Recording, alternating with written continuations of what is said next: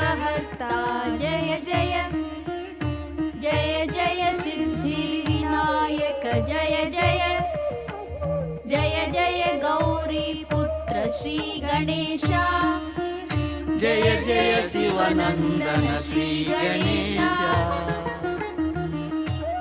విచ్చేయండి దేవర్షి, విచ్చేయండి మునివరా, తమరిద్దరికీ ప్రణామములు. శ్రీ గణేశ, నిజమేమంటే మేము ఇచ్చటికి వద్దామని అనుకుంటూనే ఉన్నాం. తమరి స్వరం వినవచ్చినది, ఇక మేము తమరి సేవకై వచ్చేసాం. దేవర్షి, తమరు మాకు పూజ్యులు, తమరి దోషాలను వెదికే అధికారం మాకు లేనేలేదు. కానీ నిజం ఏమంటే దేవర్షి, అకారణంగా మేమంటే భయభీతులై రావాలా లేదా వద్దా అనే మీమాంసలో పడిపోయారు. శ్రీ గణేశ, పరిస్థితి ఎలా ఉందంటే వద్దు దేవర్షి, నాకు స్పష్టీకరించవలసిన ఆవశ్యకత ఏముంది? నేను మీకంటే చాలా చిన్నవాడను, ఇక క్షమించమని అంటున్నాను, ఏదైనా అనుచితంగా అని ఉంటే కనుక. దేవర్షి, ఈ మధ్య తమరి మనసులో తమరి బాల్య సఖుడైన పర్వతముని పట్ల అత్యధిక ప్రేమ ఉద్భవించినట్లుంది. అందుకే సర్వదా వీరిని తమ వెంటే ఉంచుకుంటున్నారు.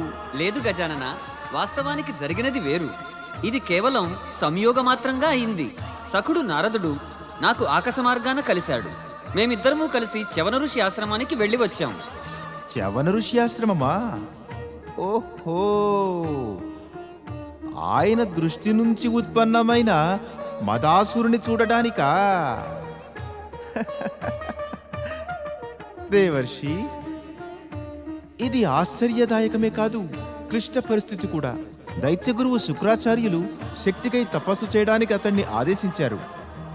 ఇక మాత పార్వతి శక్తి ఉపాసన చేసినంతనే ప్రసన్నురాలయ్యే తీరుతారు. ఇక శక్తి స్వరూపాన్ని ధరించి పరమశివుల మాదిరిగా అవశ్యం మదాసురునికి ఏదో విచిత్ర వరం ఒకటి ఇచ్చేస్తారు. ఈ విషయమై నేను వారిని సావధానంగా ఉండమని చెప్పాలి. ఓం ఐం హ్రీం చాముండాయ నమః. ఓం ఐం హ్రీం చాముండాయ నమః. ఓం ఐం హ్రీం చాముండాయ నమః. ఓం ఐం హ్రీం చాముండాయ నమః. హ్రీం చాముండాయ నమః. ఓం ఐం హ్రీం చాముండాయ నమః. ఐం హ్రీం చాముండాయ నమః. ఓం నమః శివాయ. ఓం నమః శివాయ. ఓం ఐం హ్రీం చాముండాయ నమః. ఓం ఐం హ్రీం చాముండాయ నమః.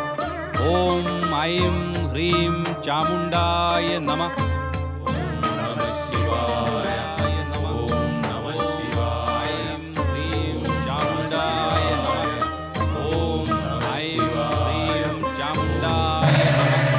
ఓం ఐం హ్రీం చాముండాయ నమః. ఓం ఐం హ్రీం చాముండాయ నమః. ఓం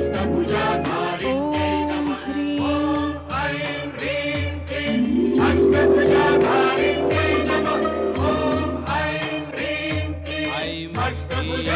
చాముండాయ నమః. ఐం హ్రీం చాముండాయ నమః. ఓం ఐం హ్రీం చాముండాయ నమః. పార్వతీ మాతకు జయము, శక్తి మాతకు జయము. ప్రణామములు. సదా సుఖీభవ గణేశ. నీ ప్రభావము భక్తి ఎంతో వృద్ధి అగును. నీ యశస్సు దిగ్దిగంతాల దాకా ప్రసరించుగాక. తమరి ఆశీర్వాదమే నాకు శక్తి మాత. కానీ ఈ సమయాన నా ఈ శక్తి స్వరూపిణి మాతను సావధానపరచ ఇచ్చటికి వచ్చాను. సావధానపరచడానికి వచ్చావా? నన్నా? ఎందుకని? మదాసురుని గురించి, అతను చ్యవన ఋషి మానసిక వికారం నుండి ఉత్పన్నమైన ఒక నీచ అసురుడు. మదాసురుని భక్తితో ప్రసన్నురాలవై అతనికి జగతిలోని నిర్దోష ప్రాణులు పీడించబడేటటువంటి వరమేది కూడా ఇయ్యవలదు. మరైతే నీవు కూడా నా వెంటరా గణేశ. ఒకవేళ నా వలన ఏదైనా తప్పు జరగబోతే? అలా అనకండి మాత, నేను తమ పుత్రుడిని. ఇక ఏనాడు పుత్రుడు తమ మాతలోని తప్పులు వెతకనారంభిస్తాడో ఆనాడు సూర్యప్రకాశం ఉన్నా కూడా ఏమీ కానరాదు. తమరి తప్పులను వెదికేంతటి అపరాధం నేను చెయ్యలేను. ఇక పైగా పిలువకుండానే తమ వెంట నేనెలా రాగలను? మదాసురుడు కేవలం తమరినే పిలిచాడు. తమరు వెళ్ళిరండి. కేవలం ఒకటే ప్రార్థన, సచేతనంగా ఉండి వరమియ్యండి. ప్రణామం మాత. ఓం ఐం హ్రీం చాముండాయ నమః.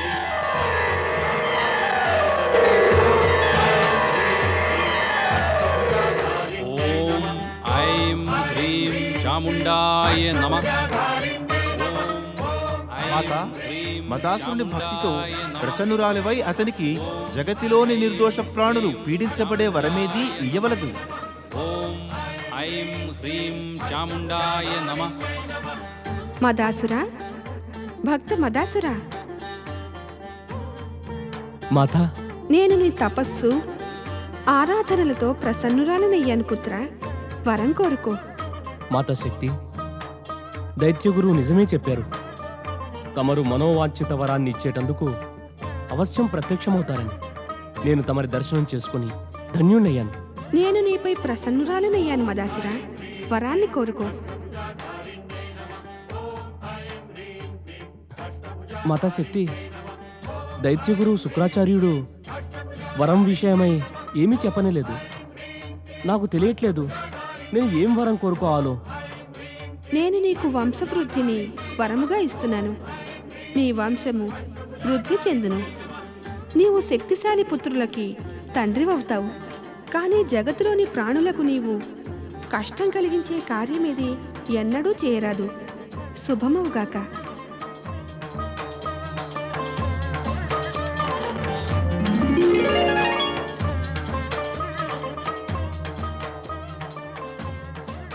నడు దైత్యగురు శుక్రాచార్యుని వద్దకు.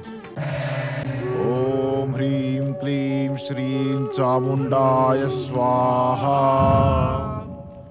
ఓం హ్రీం క్లీం శ్రీం శక్తిదేవ్యో స్వాహా. ఓం హ్రీం క్లీం శ్రీం శివప్రియాయై స్వాహా.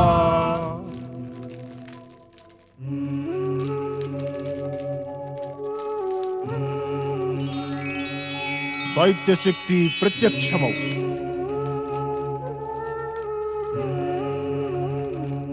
బహుశా ఆ పరమశివులు నాపై ప్రసన్నంగా లేరు. ఆయన దైత్యుల ఉత్పన్నానికి ప్రతిబంధకం వేసినట్లున్నారు. ప్రణామం దైత్యగురు.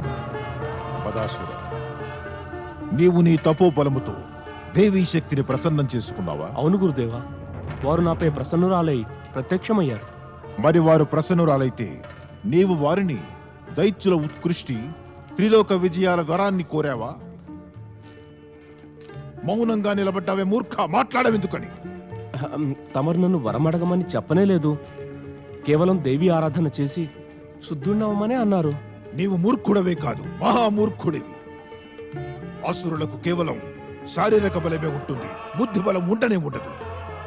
ఇక బుద్ధి యొక్క శక్తి సర్వదా శారీరక శక్తి కంటే అధికంగానే ఉంటుంది. ఇప్పుడు నేనేం చేయాలి దైత్యగురు? నీ తలని బండకేసి బాదుకో, బాదుకో నీ తలని. మరిక నువ్వేమీ నువ్వు చెయ్యలేవు. ఏం చెయ్యాలన్నా నేనే చేస్తాను. నీవెంత బుద్ధిహీనుడు అంటే నీకు ఇది కూడా తెలియదు. తపస్సు చేసేదే వరాలను పొందుట కొరకు అని. నీవు తపస్సు చేశావు, దేవి ప్రత్యక్షమైనది. అయినా నీవు వరాలను పొందకనే తిరిగి వచ్చిరావు. లేదు దైత్యగురు, వరాలను పొందే వచ్చాను. ఓరి బుద్ధిమాంతుడా, చెప్పవెందుకు ఏం వరం పొందావు? మాత వంశవృద్ధిని వరంగా ఇచ్చారు. శక్తిశాలులైన పుత్రులకి పితరునయ్యే వరాన్నిచ్చారు. అంతేకాక ప్రాణికోటికి కష్టం కలిగించే ఎటువంటి కార్యము నీవు చేయరాదని అన్నారు. ఓరి కర్మహీనుడా, ఇది కూడా ఒక వరమేనా? అసురుల వంశవృద్ధి ఎట్టి వరము లేకుండానే అవుతూ ఉంటుంది. వంశవృద్ధి కూడా ఒక వరమేనా? ఓరి అజ్ఞాని, ఇది అభిశాపం, ఒక అభిశాపం. అధిక వంశవృద్ధిని మించిన అభిశాపం ఈ ధరిత్రిపై అంజమేది లేదు. అయితే వంశవృద్ధికై వరాన్ని దేవీమాతకి వెనక్కి ఇచ్చేస్తాను. జగత్తులోని ప్రాణులకు ఎలాంటి కష్టము కలిగించే పని ఏదీ చేయను. నీవు మూర్ఖుడివి మదాసురా, ఎందుకు పనికిరావు. ఓరి బుద్ధిహీనుడా, అసురుల పనియే అది, జగత్తులోని ప్రాణులకి దుఃఖం కలిగించటం. ఇక నీవు వారిపైన దయ చూపితే, కరుణ చూపితే నువ్వు అసురుడిగా మిగలవు, దేవతగా మారిపోతావు, దేవతగా. ఒకవేళ అలాగే అయితే నీ వంశ వృద్ధి ఎలా అవుతుంది? నీవు తపస్సు చేసి కూడా నీ జీవితాన్ని ముంచేసుకున్నావు. ఇప్పుడు దూరంగా వెళ్ళిపోనా ముందు నుంచి. శత్రువు నువ్వు దైత్య వంశానికి. దూరంగా వెళ్ళిపోనా కళ్ళ ముందు నుంచి, దూరంగా.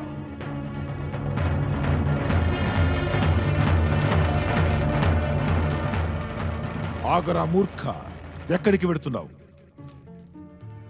దేవీమాత నీకు శక్తిశాలి పుత్రులకి పితృడవయ్యే వరాన్ని ఇచ్చారు కదా. ముల్లోకాలను ఏలే పుత్రుల్ని నీవు ఇక ఉత్పన్నం చెయ్యాలి. ఎందుకలా నీవు నా ముఖం వైపు చూస్తావు? నేను చెప్పిన విధంగా చెయ్యి. ఎవరైనా సుందరిని నీ మాయతో మోహింప చేసుకుని ఆమెను వివాహం చేసుకో. వివాహం చేసుకోకుండా ఎలా ఉత్పన్నం చేస్తావు పుత్రులని? సుందర్ని నేను ఎక్కడ వెతకాలి దైత్యగురు? ఇక్కడ సుందరాంగుల భాండాగారం ఉంది.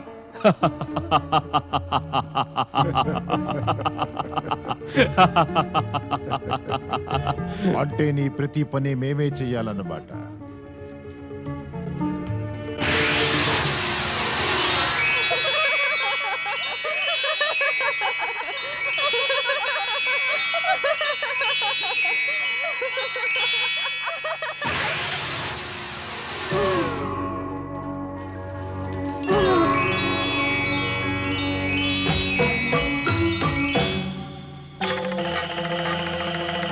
వెళ్ళు మదాసురా.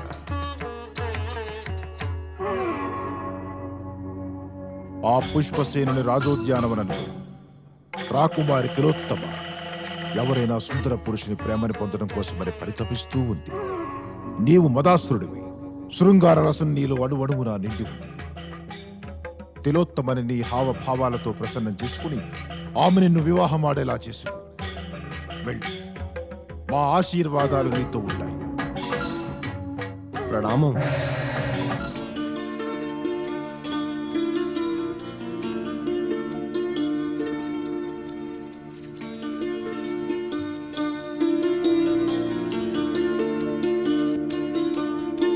ఆపును రాజకుమారి.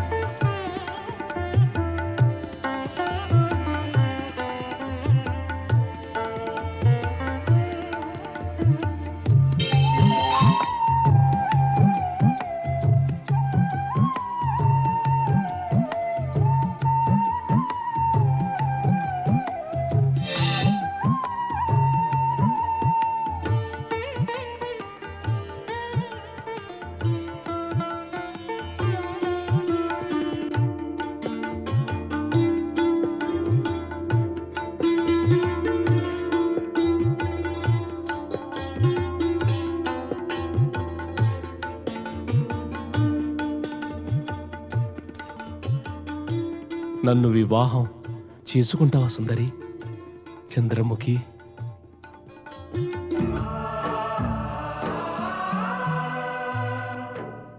పరమేశ్వర, ఈ మారు తమరి ధ్యాన సమాధి దీర్ఘకాలం దాకా ఉంది. ఎప్పటి నుంచో తమ దర్శనానికై నిల్చుని ఉన్నాను. దేవి, ఈ మధ్యలో నువ్వు శక్తి రూపం ధరించి శవన ఋషి వికారం వల్ల ఉత్పన్నమైన అతని దృష్టిపుత్రుడు మదాసురునికి వరాన్నిచ్చి వచ్చావు. అవును స్వామి, అతని నిష్ఠాపూర్వక తపస్సు, ఆ సమర్పిత భావంతో చేసిన ఆరాధన వలన వరాన్ని ఇవ్వడం నాకు అనివార్యమయ్యింది. తమరు ధ్యానంలో ఉన్నారు, అందుకే నేను తమరి ఆజ్ఞ తీసుకోలేదు. ఇక మదాసురుడు వివాహమాడి 3 వికటపుత్రుల్ని ఉత్పన్నం చేస్తాడు. వారు అసుర ప్రవృత్తిని వృద్ధిపరుస్తారు. ఆ 3 వల్ల దేవతలు మానవులు అంతా కష్టాలు పడతారు. అందుకు నీవు అతనికి ఇచ్చినట్టి వరమే కారణమవుతుంది.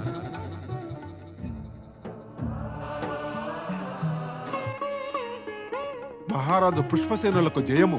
విచ్చేయండి మంత్రి విశాఖదత్త. చెప్పండి, ఏమిటి సమాచారము? సమాచారం శుభమైనది రాజా. తమరి ఆదేశానుసారం రాజకుమారి తిలోత్తమ స్వయంవరమునకు అన్ని ఏర్పాట్లు చేయబడ్డాయి. పెద్ద పెద్ద రాజులందరికీ స్వయంవరమందు పాల్గొనడానికి ఆహ్వానాలు పంపించాం. ఉత్తమం, అత్యుత్తమం. ఇంకా మహారాజా, రాజపురోహితుల నిర్ణయానుసారముగా రాబోయే పౌష శుక్ల ద్వాదశి నాడు రాజకుమారికి స్వయంవరం జరుగుతుంది. మంత్రి గారు, అతిథుల యొక్క ఆతిథ్యం ఉచిత విధంగా జరగాలి. అతిథుల సత్కారంలో ఎట్టి విధమైన లోటు జరగరాదు. తమరు ఏమాత్రం యోచించకండి మహారాజా. ఏర్పాట్లన్నీ నేనే స్వయంగా చేస్తాను. రాజకుమారి తిలోత్తమకి ఈ విషయాన్ని వెంటనే వెళ్ళి చెప్పాలి. తమరు ఎవరు మహాశయ్య? నిన్ను చూసిన పిదప నాకే స్వయంగా తెలియదు నేను ఎవరో ఏమిటో. ఓ సుందరి, ప్రయత్నం చేసి చెప్పండి భద్రపురుష, తమరు ఎవరు? ఓ చంద్రముఖి, నేను వసంతదేశం రాజకుమారుణ్ణి, ప్రేమప్రియుణ్ణి. నా పితృదేవుల పేరు మకరధ్వజుడు. నేను జన్మించిన సమయానే జ్యోతిష్యులు భవిష్యత్తు చెప్పారు. నా వివాహం రాజకుమారి తిలోత్తమతోటే అవుతుందని, ఆమెతో నా కలయిక ఉద్యానవనంలో జరుగునని.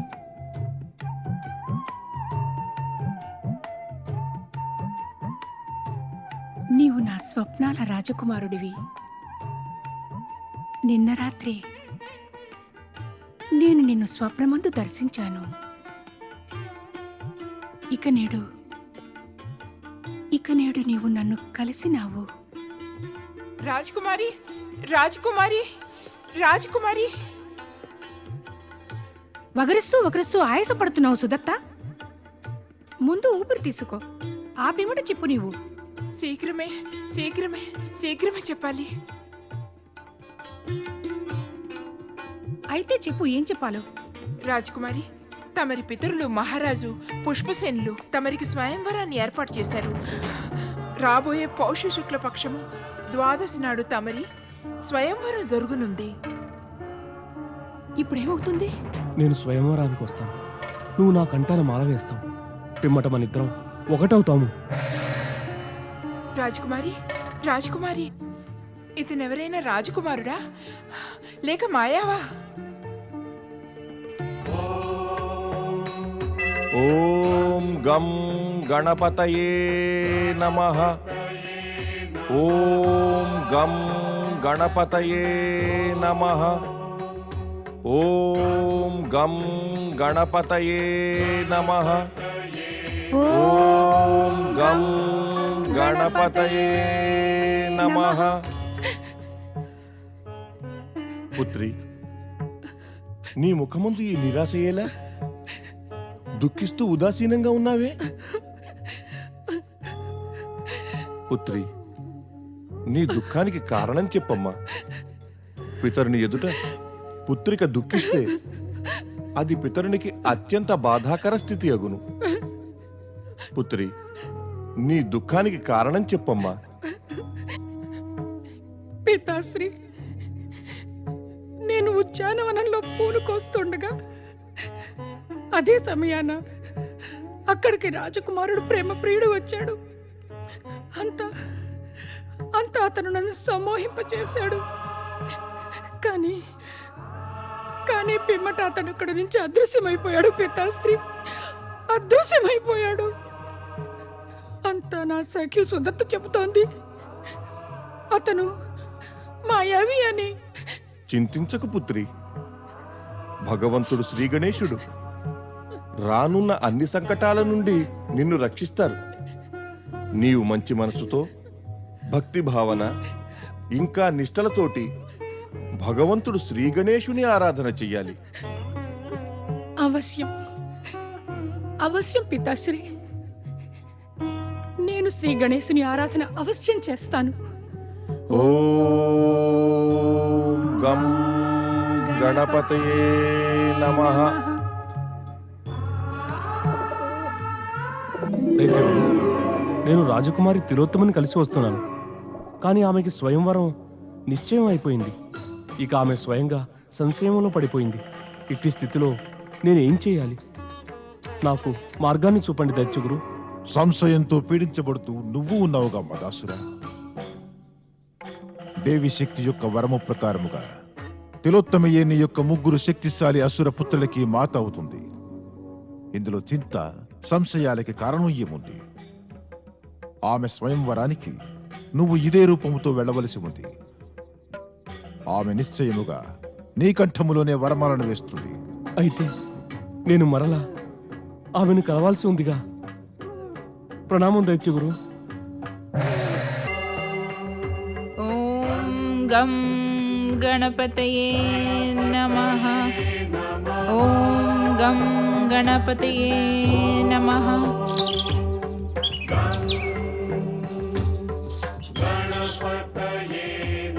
రాజకుమారి తిలోత్తమా, ఎక్కడ ఉన్నావు నీవు? రాజకుమారి తిలోత్తమా, నేను వచ్చేశాను. ఓం గం గణపతయే నమః. ఓం గం గణపతయే నమః. ఓం గం గణపతయే నమః. ఓం గం గణపతయే నమః.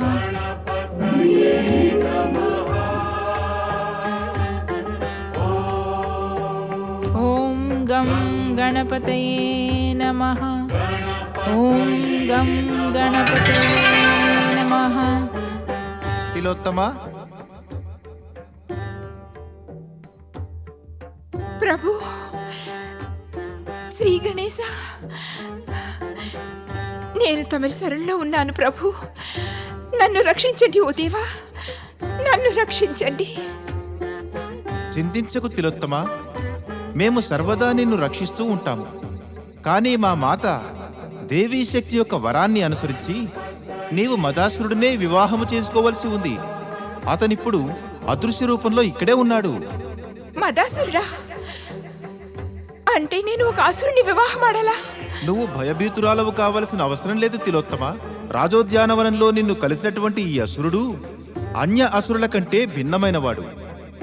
ఇతను మహర్షి చ్యవనుడికి దృష్టిపుత్రుడు. ఇంకా శృంగార రసంతో ఇతని ఉత్పన్నం జరిగింది.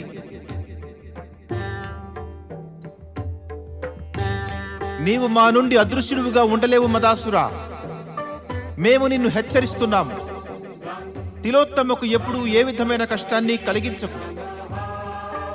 ఆమెకు హానిని తలపెట్టకు, లేదంటే మా క్రోధము ప్రళయంగా మారి నిన్ను పరిమారుస్తుంది. నేను అలాగే చేస్తాను శ్రీ గణేశ. నేను తిలోత్తమకి హృదయాన్ని సమర్పించి ఉన్నాను. నేను ఈమెని సర్వదా సుఖంగా ఉంచుతాను.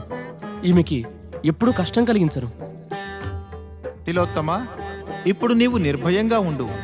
స్వయంవరమందు మదాసురుడు రాజకుమారుడు ప్రేమప్రియుని పేరుతో స్వయంవరం మందు ఉంటాడు. అతని నీ పతిగా స్వీకరించు. మాత శక్తి యొక్క వరాన్ని అనుసరించి ఇది అనివార్యము కూడా.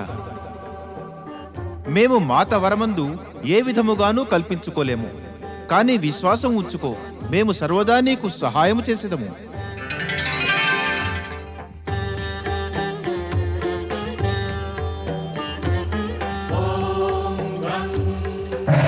తిలోత్తమ, తమరా? తిలోత్తమ, శ్రీ గణేశునికి ఇచ్చినటువంటి నా మాటని నిండు హృదయంతో పాటిస్తాను. ఇప్పుడు నాకూ తెలిసిపోయింది శ్రీ గణేశులు మాతశక్తి యొక్క పుత్రులని. ఇక నేను వారికి కోపం కలిగించేటటువంటి కార్యమేది చేయబోను. పుత్రి,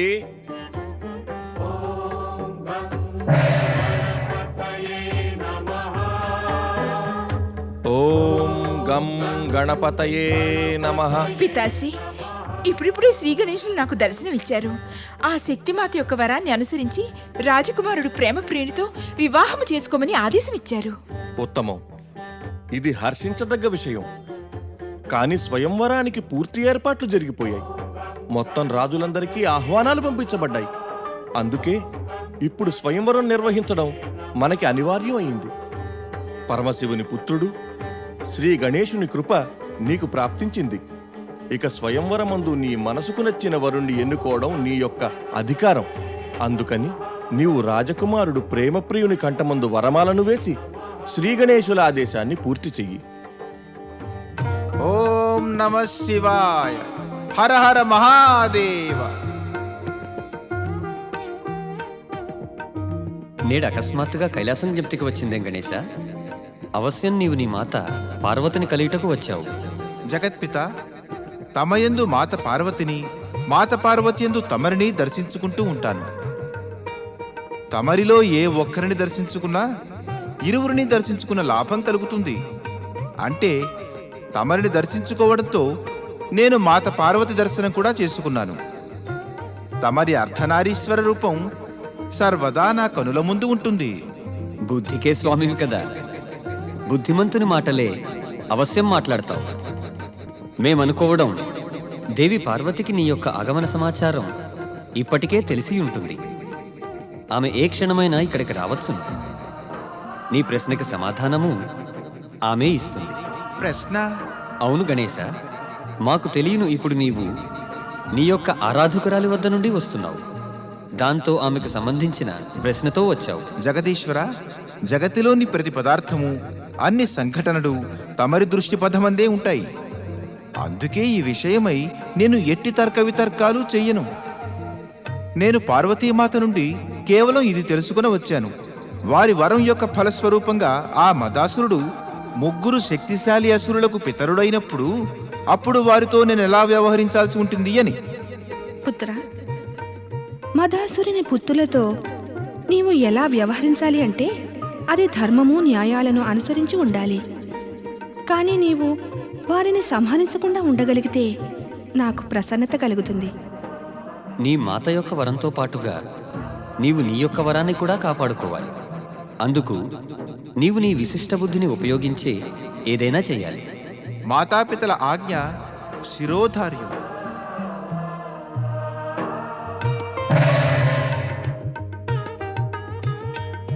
దేవి, నువ్వు చింతించకు. పుత్రుడు గణేశుడు ఎట్టి కార్యము చేసినా అది మదాసురునికి అహితము అమంగళము కాదు. ఇప్పుడింక మంగళకారకమే అవుతుంది. రాజకుమారి తిలోత్తమ ఏం చేస్తున్నారు?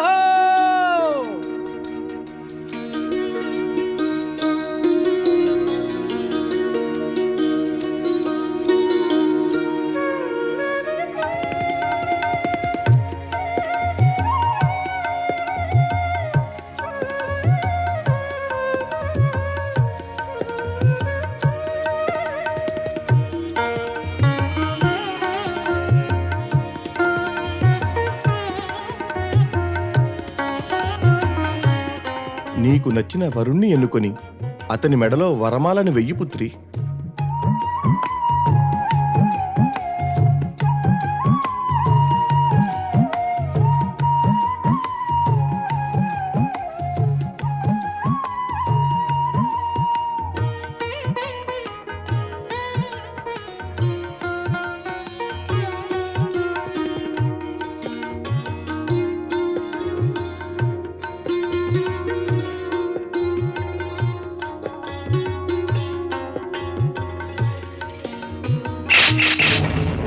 ఇది మాకు అవమానము.